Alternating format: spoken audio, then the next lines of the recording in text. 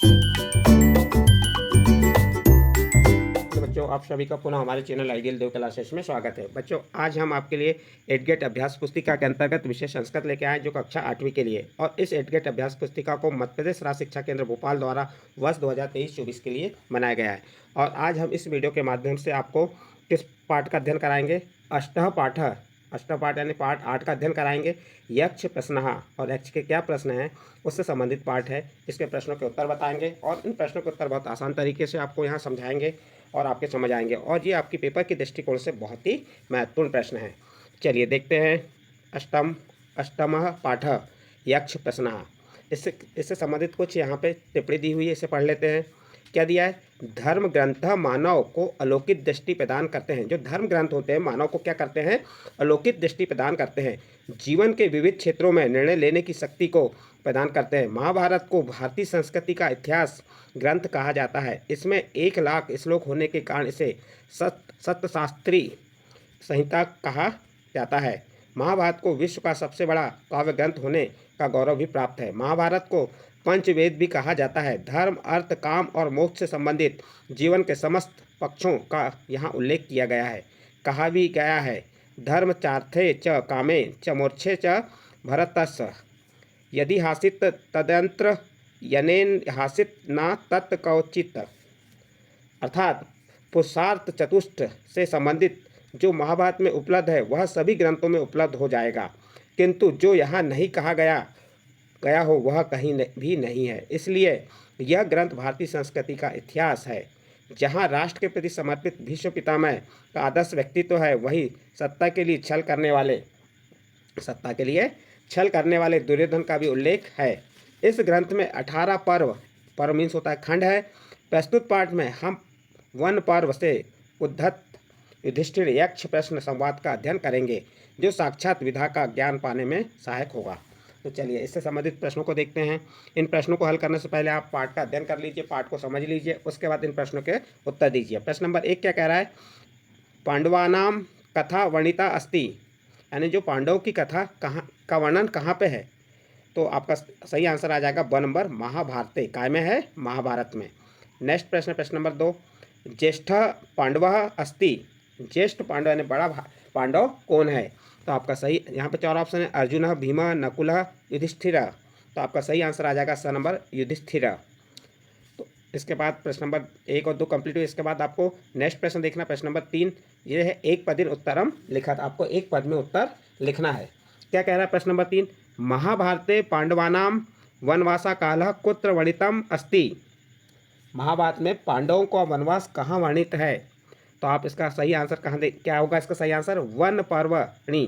काय में है? वन पर्वणि, यानी वन पर्व में है या वन खंड में है। तो आपका प्रश्न नंबर 3 का उत्तर कंप्लीट हुआ। नेक्स्ट प्रश्न है प्रश्न नंबर 4, श्रोत्रिय केन भवति। तो आपका इसका सही आंसर हो जाएगा श्रुतेन। श्रोत्री किसे कहा जाता है? तो श्रुतेन यानी वेदाध्ययन से संबंधित है। यहाँ पे आपका प्रश्न नंबर 4 कंप्लीट हुआ। इसका नेक्स्ट प्रश्न आता है आपका प्रश्न नंबर 5। प्रश्न नंबर 5 क्या कह रहा है? यक्ष केन प्रश्न अकरोत, यक्ष केन प्रश्न अकरोत, यानी यक्ष ने प्रश्न किससे किया? तो आपका उत्तर हो जाएगा युधिष्ठिरेण। किससे किया? युधिष्ठिर से किया। इसके बाद प्रश्न नंबर 6 देखिए, कया द्वितीयवान भवति, कया द्वितीयवान भवति, किससे द्वितीय साथी से युक्त होता है? किससे द्वितीय साथी से युक्त होता है? तो इसका सही आंसर हो जाएगा धत्या, धैर्य से। तो प्रश्न नंबर 6 का उत्तर क्या लिख देंगे आप? धत्या। नेक्स्ट प्रश्न है प्रश्न नंबर 7, और एक ऐसे प्रश्न है एक वाक्य में उत्तर लिखा था, एक वाक्य में आपको उत्तर लिखना है। देखिए प्रश्न नंबर 7 क्या कह रहा है? यक्ष युधिष्ठिरेण किमर्थ प्रश्न अभवत, यक्ष युधिष्ठिर से किस लिए प्रश्न हुआ? यक्ष युधिष्ठिर से किस लिए प्रश्न हुआ? तो उत्तर में क्या बताएंगे? यक्ष युधिष्ठिर उत्तरः प्रश्न अभवत, यानी जो यक्ष युधिष्ठिर के उत्तरों से प्रश्न जो उत्तर दिए थे उनने, उससे क्या हुआ? प्रश्न हुए। आपका प्रश्न नंबर 7 यहाँ कंप्लीट होता है। इसके बाद नेक्स्ट प्रश्न आता है आपका प्रश्न नंबर 8, प्रथम कः पात्रम नीत्वा जलम आनेतुम तड़ागम अगच्छत। क्या कह रहा है? सबसे पहले कौन पात्र लेकर पानी लेने तालाब पर गया? तो कह के स्थान पर क्या आ जाएगा? सहदेव। प्रथमम सहदेव, बाकी आपका पात्र नीत्वा जलम से लेके आपका अगच्छत तक जैसा का वैसा लिख देंगे। तो ओनली इस प्रश्न में कह के स्थान पे आपको सदैव लिख देना है। सदैव के बाद आपका प्रश्न जैसा का वैसा आ जाएगा। इसके बाद नेक्स्ट प्रश्न है प्रश्न नंबर 9। बुद्धिमान कथम भवति, बुद्धिमान कथम भवति, बुद्धिमान कैसा होता है। बुद्धिमान वृद्ध सेवाय भवति, बुद्धिमान वृद्ध सेवा से होता है। इस प्रकार से आप प्रश्न नंबर 9 का उत्तर लिख सकते हैं। इसके बाद नेक्स्ट प्रश्न आता है आपका प्रश्न नंबर 10।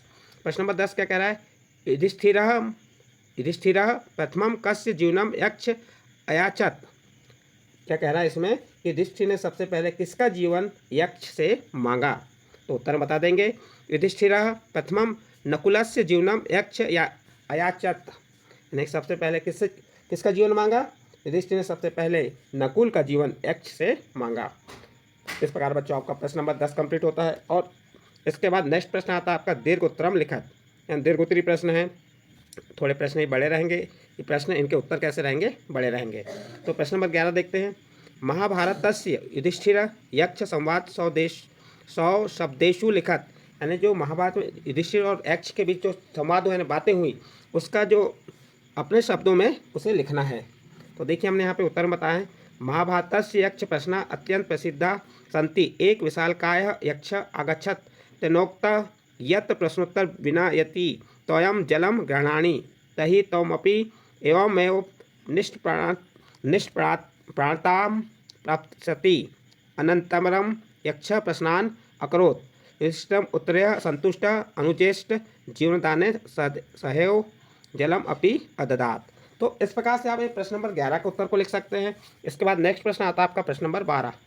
पाठात् तृतीया पंचमी युक्तानि पदानि चित्वा लिखत, पाठ में से तृतीया और पंचमी से युक्त पदों को चुनकर लिखिए। जो आपका पाठ था, इस पाठ से तृतीया और पंचमी युक्त जो पद है उन्हें लिखना है।